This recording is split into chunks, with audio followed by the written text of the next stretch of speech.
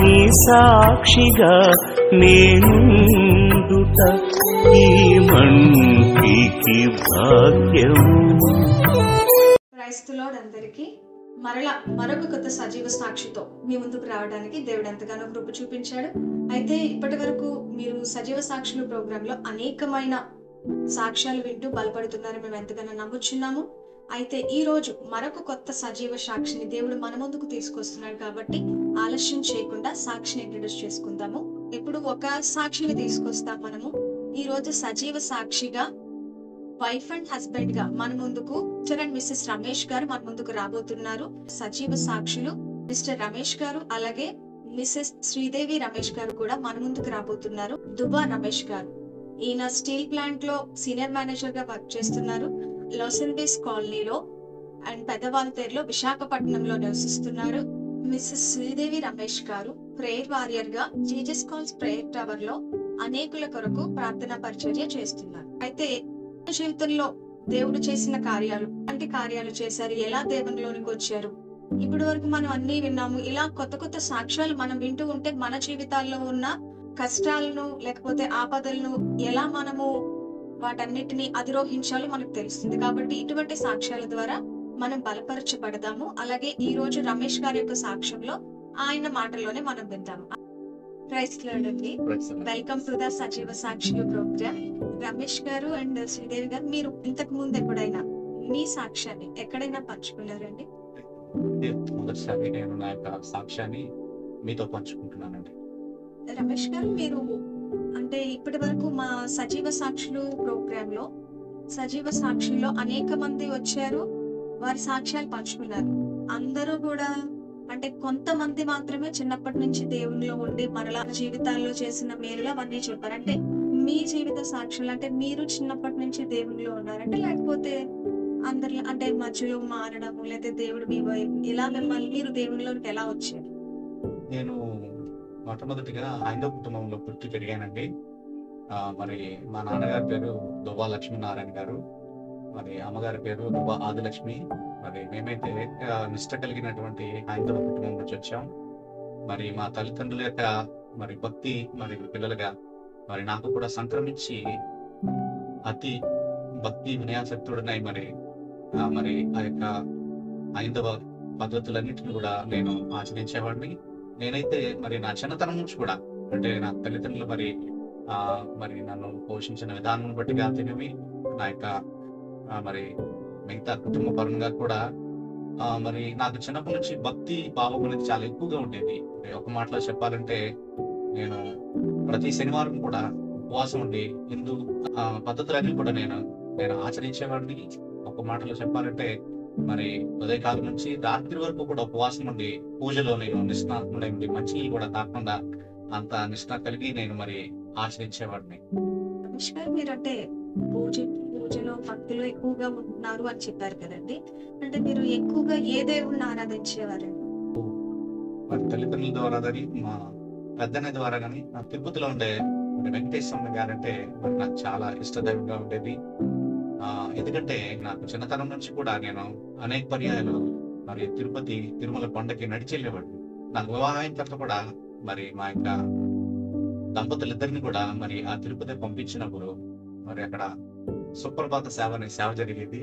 మరి ఆ సమయంలో మరి సుప్రభాత సేవ జరుగుతున్నప్పుడు మరి నా భార్య కళ్ళు తిరిగి పడినప్పుడు మరి నేనైతే ఆ సుప్రభాత సేవలో ఏకాగ్రత కలిగి చేసినప్పుడు అక్కడ వేద పండితులు మరి పడిపోయిన నా భార్యను తీసుకొని మరి నాకు అప్పగించినప్పుడు తర్వాత నేను అక్కడ ఉన్న డాక్టర్స్ కి చూపించినప్పుడు, బాబు మీరు తండ్రి కాబోతున్నారు అంటే నిష్ణ కలిగినటువంటి భక్తిలో మరి నా యొక్క భక్తి జీవితం ఉండేది. ఇప్పుడే నా కుమారుడు నా భార్య గర్భంలో ఉన్నట్లుగా అప్పుడే మరి 1997లో మరి ఆ విధంగా మరి నేను ఆ యొక్క హిందూ మత పద్ధతుల్ని చాలా నిష్ఠగా మరి నేను ఆచరిస్తూ నేను స్కూల్కి వెళ్ళేటప్పుడు కానీ మరి కాలేజ్కి వెళ్ళేటప్పుడు కానీ నాకు ఉద్యోగం వచ్చిన తర్వాత కానీ తర్వాత నాకు వివాహం కూడా మరి చాలా వేద పండితుల మధ్య కూడా చాలా నిష్ఠగా మరి జరిగింది. ఎందుకంటే నాకైతే ఒకటే విశ్వాసం, ఎందుకంటే మన పితరులు మరి తల్లిదండ్రులు మరి వారు ఆచరించిన పద్ధతులు మనం పాటించి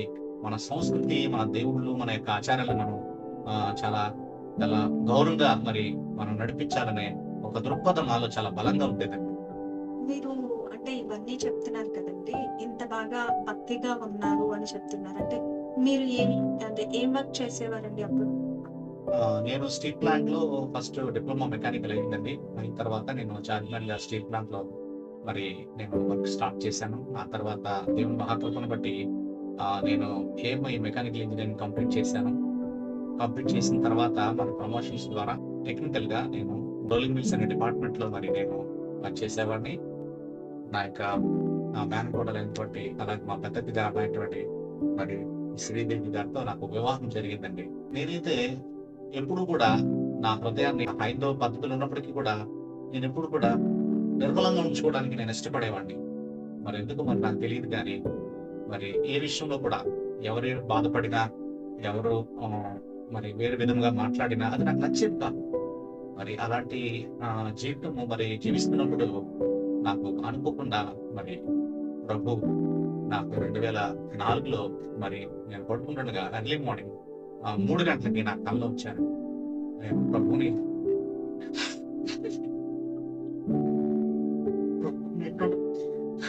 నా కళ్ళారా చూచానండి. ఆయన స్వరూపాన్ని నేను పరిపూర్ణంగా చూచి దర్శనాన్ని నేను కూర్చొని జరిగినప్పటికీ కూడా నేను దాన్ని మర్చిపోలేకపోతున్నాను. అప్పటికి నాకు బైబిల్ అంటే తెలియదు, యేసుక్రీస్తు ప్రభు అంటే నాకు తెలియదు, దేవుని సన్నిధిలో ప్రార్థన అంటే నాకు తెలియదు. అలాంటి స్థితిలో నా ప్రభు నన్ను దర్శించి నా జీవితాన్ని మొత్తం మార్చారు. అప్పటి వరకు నా భక్తి కేవలము దేవ సంబంధమైనదిగా, లోక సంబంధమైనదిగా నేను అనుకునేవాడిని. అంటే భక్తి చేస్తే దేవుడు మంచి ఉద్యోగం ఇస్తాడు, మంచి భార్యని ఇస్తాడు, మంచి పిల్లల్ని ఇస్తాడు, బ్యాంక్ బ్యాలెన్స్ ఇస్తాడు. నేను భక్తి నాకుండేది. కానీ ఎప్పుడైతే యేసుక్రీస్తు ప్రభువాను నా జీవితంలో ప్రవేశించారో నా భక్తి యొక్క భావం మారిపోయింది.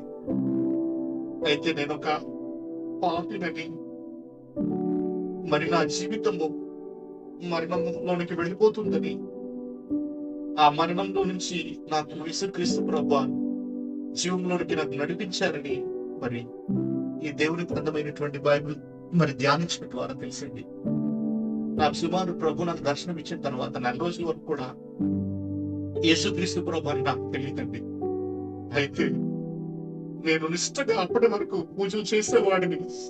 ప్రభు నాకు దర్శనం ఇచ్చిన ఆ నెక్స్ట్ డే ఉదయాన్నే మరి నా మంచం మీద నుంచి మొదటి అడుగు పెట్టి మోకరించి మరి నేను ప్రార్థించడం మొదలు పెట్టాను. నాకు తెలియదు నేను ఎందుకు మోకరించానో తెలియదు, నేనేం ప్రార్థన చేస్తానో నాకు తెలియదు.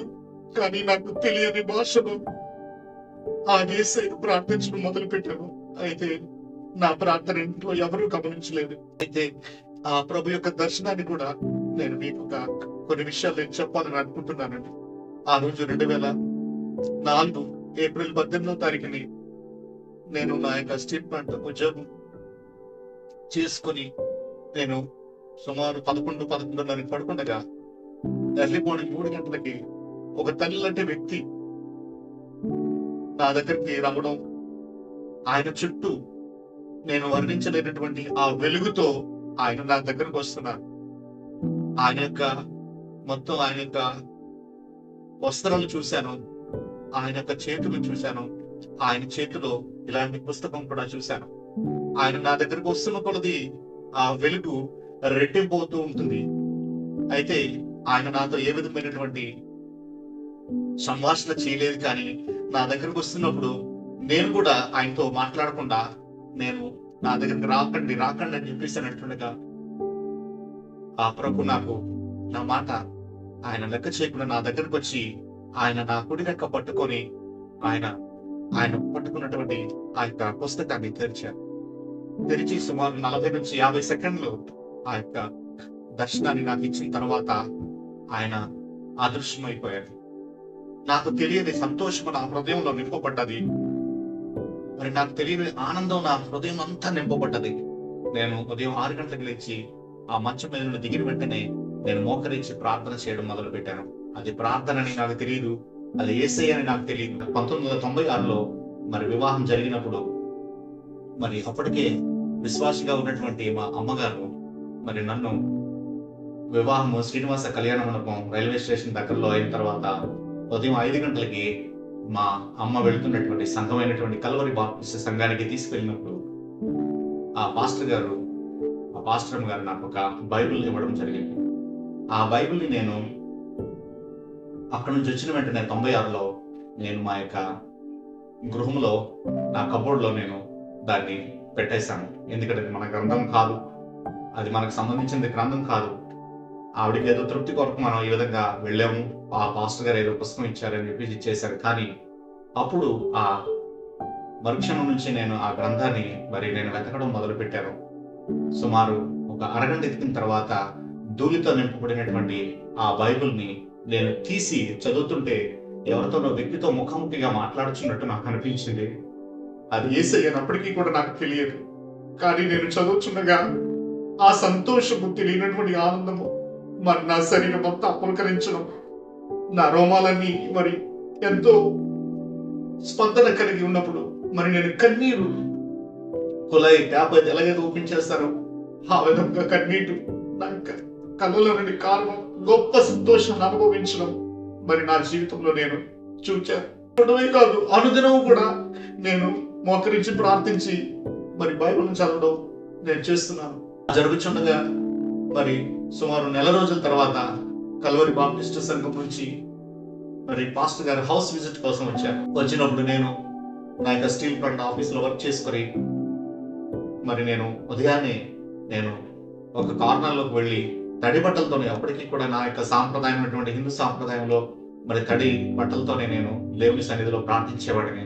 ఈ దర్శనం వచ్చిన మరుసటి నుంచి నేను వేరే కార్నర్లోకి వెళ్ళి మా ఇంట్లో మరి నేను ప్రార్థించడం చేస్తుండగా మరి హౌస్ విజిట్ కోసం వచ్చినటువంటి పాస్టర్ గారు ఆ యొక్క ప్రార్థనను విన్నారు. సుమారు ఒక 10 నిమిషాలు విన్న తర్వాత ఆయన మరి నాక్ చేశారు. డోర్ చేసినప్పుడు నేను ఓపెన్ చేసి, ఎవరంటే నేను కల్వరి బాప్టిస్ట్ సంఘం నుంచి వచ్చానండి అంటే, మీకు ఎవరు కావాలంటే ఆదిలక్ష్మి గారండి ఇదేనా అని అన్నప్పుడు అవునండి అని చెప్పాను. చెప్పిన తర్వాత మరి మీరు ఎందుకు వచ్చారంటే ఇలా హౌస్ విజిట్ కోసం వచ్చామండి, మరి అమ్మగారు ఎక్కడున్నారంటే మా కింద పోర్షన్లో ఉన్నారని చెప్పినప్పుడు అమ్మ దగ్గరికి ఆ పాస్టర్ గారిని తీసుకువెళ్ళిన తర్వాత ఆయన ఒకే మాట అన్నారు, అమ్మ మీ ఇంట్లో ఎవరు కూడా క్రైస్తవులు లేరన్నారు, కానీ మీ అబ్బాయి చక్కగా ప్రార్థిస్తున్నారు, ఒక పాస్టర్ లాగా ప్రార్థిస్తున్నారు అంటే. లేదు బాబు, వాడు ఏడుకొండల వాడు భక్తుడు, వాడు నన్ను ఎప్పుడు కూడా సంఘానికి వెళ్ళడానికి ఆదివారం నాకు డ్రాప్ చేయమంటే ఆ సుప్రభాతం క్యాషెట్ వాళ్ళకి ఇస్తే తప్ప నేను డ్రాప్ చేయను అనేవాడు. వేదపన్న స్వయాన నా చెవులతో విన్నాను, నీ కుమారుడు నీ అబ్బాయి చాలా స్పష్టంగా ప్రార్థన చేస్తున్నాడు, చాలా అంటే లేదు బాబు నేను నమ్మను, నేను ఏదో అబద్ధం ఆడుతున్నానంటే అప్పుడు ఆ పాస్టర్ గారు నన్ను కూర్చోబెట్టి ఆయన కౌన్సిల్ చేయడం మొదలు పెట్టారు. బాబు నువ్వు చేస్తుంది ఏంటో తెలుసు అంటే నాకు తెలియదండి అని చెప్పారు. నాకు నువ్వు చేస్తుంది ప్రార్థన ఎవరికో తెలుసా, ఆ సజీవుడైనటువంటి యేసయ్య కొరకు అన్నప్పుడు మరి నేనెంతో సంతోషంతో మరి నాకు ప్రభు ఇచ్చిన దర్శనాన్ని పరిపూర్ణంగా ఆయనకు చెప్పాను. అయితే ఆ పాస్టర్ గారు అన్నారు, అమ్మ మేము పెద్ద పెద్ద వేదాంత విద్య చేసి మరి యేసు ప్రభు యొక్క పరిచయం చేస్తాం, మరి నీ కుమారుడైతే మరి ఏమీ లేక ప్రభువే ఆయనకు మరి రక్షణ మారు మనసుని ఇచ్చారు, నీ కొడుకు అమ్మ ఇంకా తిరగలేదన్నప్పుడు నా తల్లి ఎంతో సంతోషించింది. అయితే నేను సుమారు 2-3 నెలలలో ఈ బైబిల్లో నూతన నిబంధనని 4-5 సార్లు చదవడం మొదలెట్టాను. పెట్టిన తర్వాత పరిశుద్ధాత్మతో నింపబడి మరి నేను కల్వరి సంఘానికి నడిపింపబడినప్పుడు మరి నా భార్య ఏంటి, మనమైతే ఒక విశ్వాసంలో ఒక పద్ధతిలో ఉన్నాం, మీరేంటి మీ అమ్మగారి లాగా వాళ్ళతో కలిసిపోతున్నారంటే, నేనేం కలిసిపోలేదురా, నేను చేస్తుంది మరి నాకు చాలా సంతోషాన్ని ఆనందాన్ని ఇస్తుంది అన్నప్పుడు నా భార్య నాకు తను వినిపించుకుంది. మరి నేనైతే పూజలు చేసుకుంటానో మీరు నన్ను అంతరాయం కలిగించుకున్నప్పుడు నేను కూడా అన్నాను, నీకు నచ్చిన విధంగా నువ్వు నీ భక్తిని కొనసాగించు, నన్ను కూడా నీవు ఇబ్బంది పెట్టద్దు అన్నప్పుడు తను ఆ విధంగా పూజలు చేసుకుంటున్నప్పుడు సుమారు 3 నెలల తర్వాత మరి పరిశుద్ధ ఆత్మతో నేను నింపబడి కూర్చొని నన్ను ప్రభు నాకు చూపించారు. మొట్టమొదటి మీరు అంటే 2004 సంవత్సరంలో నాకు దర్శనం వచ్చింది అని చెప్తున్నారు కదా, అంటే దర్శనం రాకముందు మీకు అసలు యేసుక్రీస్తు ప్రభువు గారి గురించి అసలు ఏం తెలియదు. అంటే అప్పటికి అంటే మీ సాక్ష్యాన్ని బట్టి, అంటే మీరు చెప్పిన మాటలు బట్టి నాకు ఏమర్థమైందంటే అప్పటికి మీ అమ్మగారు ఆల్రెడీ చర్చికి వెళ్తున్నారు. మరి మీ అమ్మగారు మీకు ఎప్పుడు సాక్ష్యం చెప్పాలి అంటే దేవుని గురించి మాటలు చెప్పలేదండి? నేను అనుమతించేవాడిని కాదండి అమ్మకి. ఎందుకంటే అమ్మ మాట్లాడడానికి నేను అవకాశం ఇచ్చేవాడిని కాదు. ఆమె తన రూమ్ లోకి వెళ్ళి కన్నీటి ప్రార్థన చేసేది, ప్రభువా మా కుటుంబంలో ఎవరినైనా మీరు రక్షించండి రక్షించండి రక్షించండి అని. మరి అమ్మ మాటను మేము ఎవరం కూడా అంత విధంగా విలువించేవాళ్ళం. అంటే అన్ని విషయాల్లో మేము ఆమెకు విధేయత చూపించేవాళ్ళం. కానీ మరి భక్తి మార్గంకి వచ్చేసరికి, ఎందుకంటే మాకు మా మనసులలో ఒక విధమైనటువంటి ఆలోచన ఉంది. మరి ఈ మాట చెప్పొచ్చు నాకు తెలియదు, కానీ ఈ క్రైస్తవుల దేవుడు తక్కువ కులస్తుల దేవుడు, మేమైతే పెద్ద కులస్తులమని, మరి దేవుడు మరి ఎందుకు మరి తన యొక్క దయను, తన సంకల్పాన్ని మరి నా మీద చూపించి అమ్మ చేసిన కన్నీటి ప్రార్థనకి మరి ఆ విధంగా నాకు దర్శనం ఇచ్చారని నేను మరి నమ్ముచున్నాను. రమేష్ గారు, మీరు దర్శనం పొందుకున్న తర్వాత అంటే ఇప్పుడైతే ఎక్స్ప్లెయిన్ చేస్తున్నారంటే ఇప్పుడు మీకు దేవుని గురించి తెలిసింది కదా, అంటే అప్పుడు ఏం తెలియదు కదా, మరి అప్పుడు మీరు ఇదేంటిది నాకు వచ్చిన దర్శనం అలా ఫీల్ అయ్యారంటే, లేకపోతే అంటే నాకు తెలియని ఒక శక్తి నన్ను ఆవరించిందండి.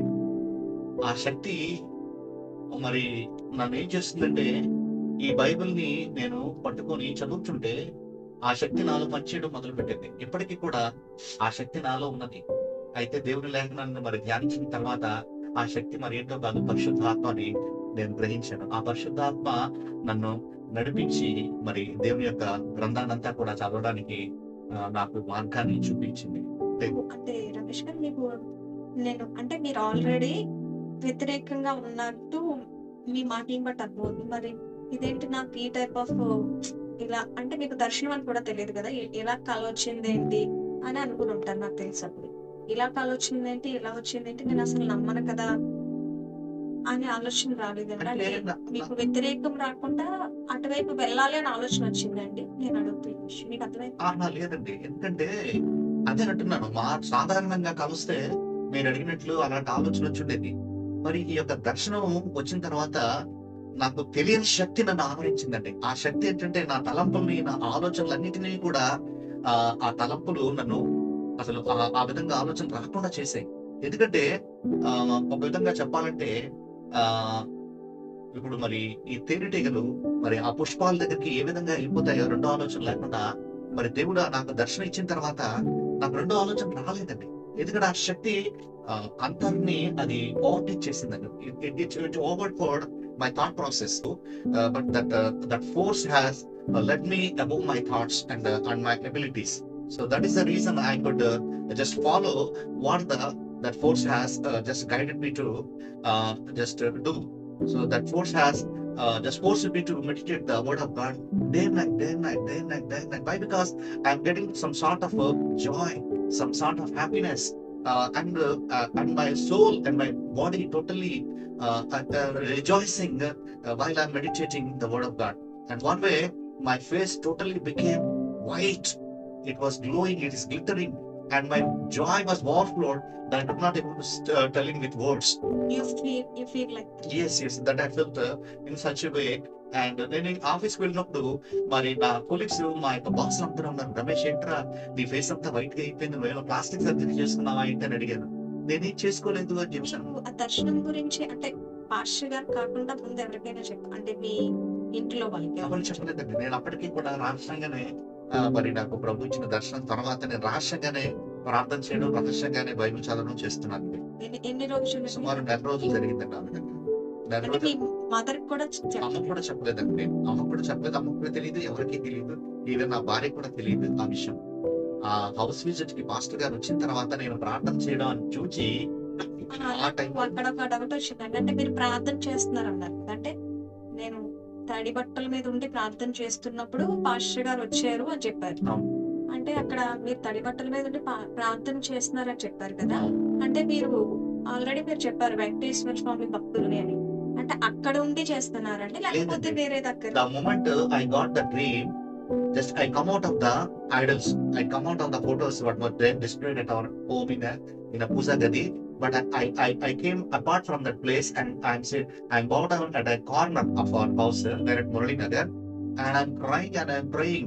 I don't know the language which I'm just chanting, but I'm delighting in the presence of the Holy Ghost, which the Holy Ghost is prompting me, is inspiring me to pray continuously, because I'm experiencing sort of joy while I'm doing so. ఆ విధంగా నాకు జరిగిందండి. అది మీ ఇంట్లో ఎవరికి తెలియదండి. Master గారు house visit కోసం వచ్చే వరకు కూడా ఎవరికి తెలియదండి. ఆయనే వచ్చి నన్ను కౌన్సిల్ చేసి రివీల్ చేసే వరకు కూడా, అమ్మకు చెప్పే వరకు కూడా తెలియదు. అమ్మకు చెప్పిన తర్వాత అమ్మ వచ్చి మరి నా భార్యకి చెప్పడం, నా భార్య వచ్చి నన్ను ఆ విశ్వాసంలోకి వెళ్ళొద్దని నన్ను అబ్జెక్ట్ చేయడం, నేను తనకు రిక్వెస్ట్ చేయడం, ఆ రిక్వెస్ట్ ని తను అంగీకరించడం, ఇవన్నీ కూడా అదే సమయంలో జరిగాయండి. శ్రీదేవి గారు, మీరు రమేష్ గారు చెప్పిన తర్వాత, అంటే ఇలా నేను చర్చికి వెళ్తాను, ప్రేయర్కి వెళ్తాను అని చెప్పిన మీరేం ఫీల్ అయ్యారు? యాక్చువల్గా నేనైతే బై బర్త్ నేను క్రిస్టియన్.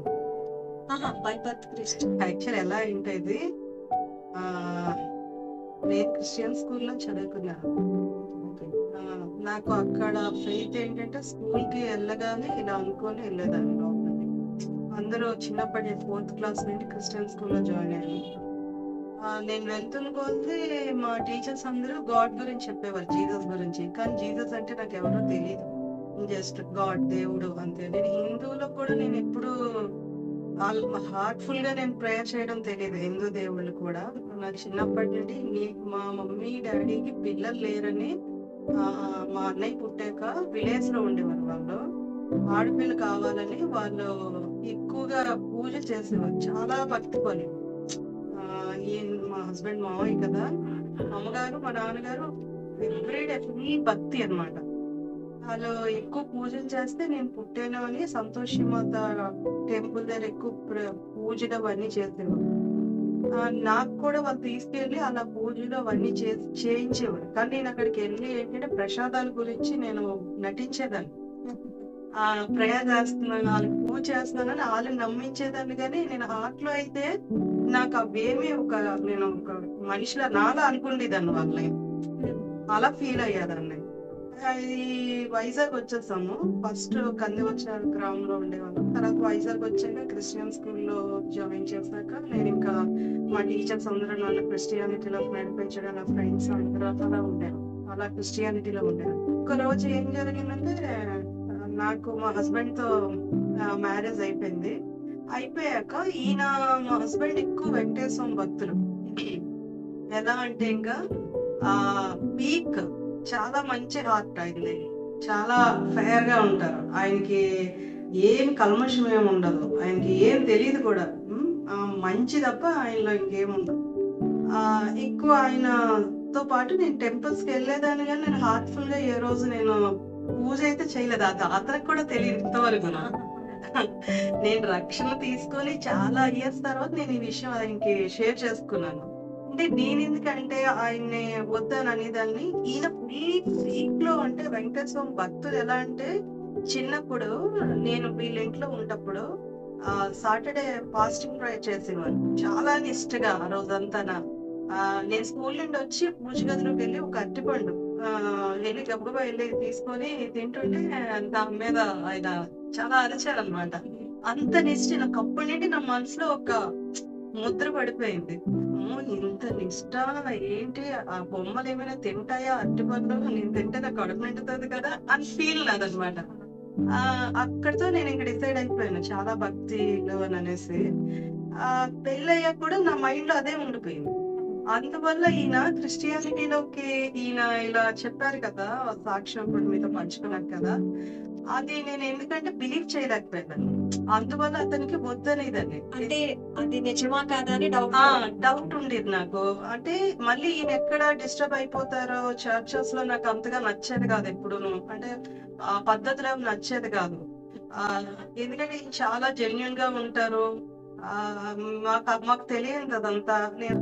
అది నాకు నచ్చక మా హస్బెండ్ కూడా నేను డిస్కస్ చేసేదాన్ని, ఎందుకు ఇదంతా మనకి అని అనేసి. కానీ నేను మాత్రం హార్ట్ఫుల్ గా జీసస్ ని బిలీవ్ చేసేదాన్ని. ఓన్లీ మన భక్తి వరకే ఉందాం గానీ చర్చెస్ వరకు వద్దు, అలా ఉండేది నా మైండ్. ఇన్నర్ గా నేను ప్రేయర్ చేసుకున్నాను కానీ అందరికీ చెప్పాల్సిన అవసరం లేదు. నాకు స్కూల్లో ఏంటంటే చారిటీ చేయడం, ఆ సేవలు ఎక్కువ చేయడం అలాంటివి ఎక్కువగా నాకు ఉండేవి. మనం గాడ్ కి చెయ్యాలి అంటే ఒక సర్వీస్ చేద్దాము అలా ఉండేది నా థింకింగ్. ఇట్లా ఎక్కువగా వెళ్ళటం, తర్వాత మా హస్బెండ్ కి ఇలా దేవుడు గాడ్ ఇలా దర్శనం ద్వారా ఇంక వెళ్ళేసరికి ఇంక నేను వద్దని చెప్పాను. కానీ నాకు కూడా ఆటోమేటిక్ గా ఇంకా అది కరెక్ట్ కాదు, చూద్దాము అంటే నేను నా మనసులోనే దేవుణ్ణి ఉంచుకొని మా పైన పోర్షన్ ఉంది అక్కడికి వెళ్ళి ప్రేయర్ చేసుకోవడం అవన్నీ వీళ్ళెవరికి తెలీదు, నేను చేస్తున్నాను కానీ ఎవరికి తెలియదు ఆ విషయం. కానీ ఆ తర్వాత ఏమైందంటే నేను బలంగా ఎప్పుడంటే యేసుక్రీస్తు ప్రభు వారిని నమ్మేది. మా హస్బెండ్ ల్యాండ్ బిజినెస్ చేసేవారు బాగాన. అప్పుడు చాలా ప్రాబ్లమ్స్ వస్తాయి. ప్రాబ్లమ్స్ వస్తున్నప్పుడు నాకు ఏంటంటే చిన్నప్పటి నుండి నేను పుట్టినప్పటి నుండి హిందూస్ టెంపుల్స్ కి వెళ్ళినప్పటి నుండి నాకు దేవుని చూడాలని ఆశ. హిందూ దేవుళ్ళు నేను ఎందుకంటే అంత ఫెయిర్ గా నేను వాళ్ళు బిలీవ్ చేయలేకపోయినంటే అది నాకు కనిపించలేదు. నాకు క్రిస్టియానిటీలో కూడా యేసు ప్రభు మాటలు వినేదాన్ని కానీ ఆయన మీద ఎందుకు నమ్మేదాన్ని కాదంటే ఆయన నాకు కనిపించలేదని. నాకు ఎవరైనా ఒకరు నాకు కనిపించాలి, కనిపిస్తేనే నేను బలంగా నేను నమ్ముతాను. అది లేదు అంటే నేను నమ్మను, నా ఫెయిత్ అది. అలా అనుకో నేను ఇంకా ఈయన ప్రేయర్ చేస్తున్నారు కదా నేను కూడా ప్రేయర్ చేస్తుంటాను. ఈయన వెళ్ళిపోయాక 5 years వరకు నన్ను ఏం అనలేదు. నేను బాప్టిషన్ అయితే తీసుకోలేదు. క్రిస్టియానిటీలో నేను దేవుడిని అయితే నా హృదయంలో దేవుడు ఉన్నారు అంతే. అంటే రమేష్ గారు వెళ్ళిన 5 years వరకు వెళ్ళలేదు. అంటే చర్చ్ కి వెళ్ళలేదని కానీ వెనక్కి కూర్చొని వచ్చేసేదాన్ని, అప్పుడప్పుడు వెళ్ళేదాన్ని కాదు. అయితే ఒక రోజు ఏమైందంటే నాకు కనిపించలేదు కదా, నేను ఎందుకు వెళ్ళాలి, నాకు జీసస్ ఎప్పుడు కనిపిస్తారో, నాకు హిందూ దేవుడు ఎప్పుడు కనిపిస్తారో నేను వాళ్ళే బిలీవ్ చేస్తాను, నా ఫెయిత్ అలా ఉండేది అనమాట. అయితే ఈయన కూడా నన్ను ఏ రోజు కూడా ఫోర్స్ అయితే ఎప్పుడూ చేయలేదు. నువ్వు నాతోనే రా నాదే అని ఏ రోజు నాకు ఫోర్స్ చేయలేదు. నీ ఇష్టం, నీకు ఏది నచ్చితే అది చెయ్యు అనేవాడు. నాకు అలా అని నేను ఏమో చిన్నప్పటి నుండి కూడా నేను మరి ఇలా అయితే నేను హిందూ నాకు తెలియదు కూడా సమంగా. ఏదో ఫుడ్ కూరలకి అంటే ఒక రోజు అన్నం తినడం మానేవచ్చు, ప్రసాదం తినేయచ్చు, అలా ఉండేది నా ఫెయిత్. ఒక రోజు ఏమైంది, ఈ ల్యాండ్ బిజినెస్ లో చాలా ప్రాబ్లమ్స్ ఎక్కువ అయిపోతున్నాయి అనమాట. ఎక్కువైపోతే ఇన్ని దేవుళ్ళు ఉన్నాయి, ఏ దేవుడు మాకు రక్షించట్లేదు, యేసు ప్రభు కూడా మాకు రక్షించట్లేదు, ఇంత మేము ప్రేయర్ చేస్తున్నాము, ఎంత చారిటీ చేస్తున్నాం, ఎంత జెన్యున్ గా ఉన్నాం ఏంటి అని అనుకుని నాలో నేను క్వశ్చన్ చేసుకుంటున్నాను. అలాగా చాలా పీక్ లోకి వెళ్ళిపోయి ప్రాబ్లమ్స్, చాలా మనీ లాస్ అయిపోయాము, ఇంట్లో కూడా మనశ్శాంతి లేదు.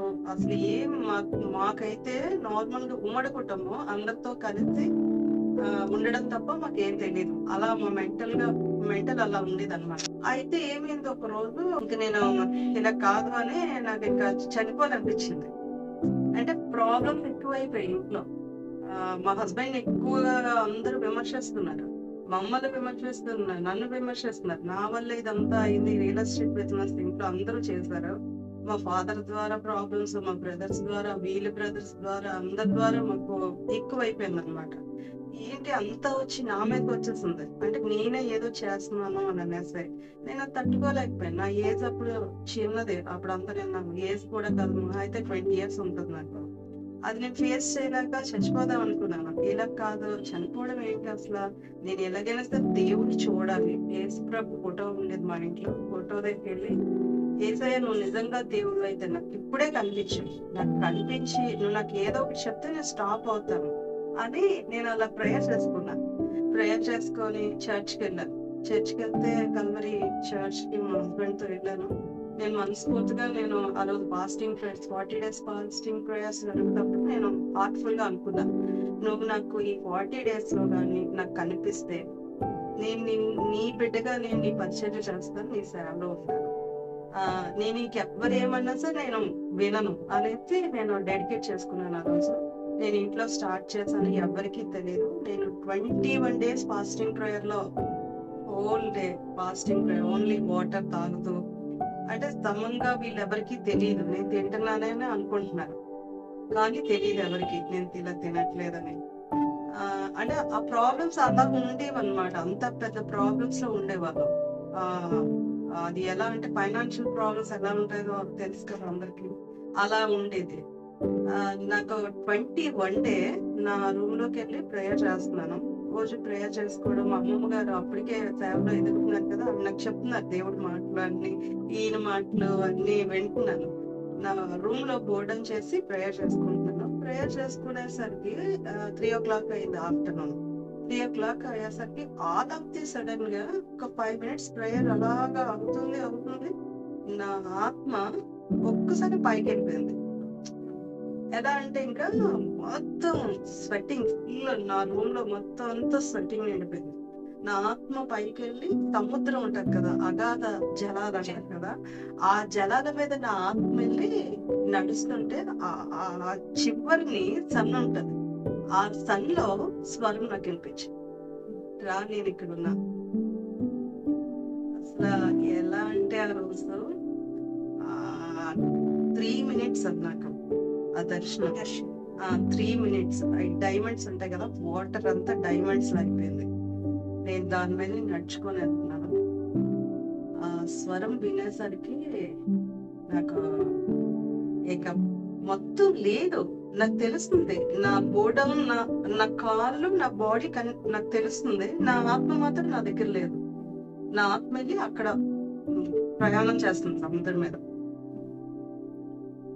అసలు అది ఒక మిరాకిల్. నేను అసలు ఇన్ని సంవత్సరాలు మర్చిపోలేకపోతున్నా. ఆ దర్శనం నా కళలో అలా ఉండిపోయింది.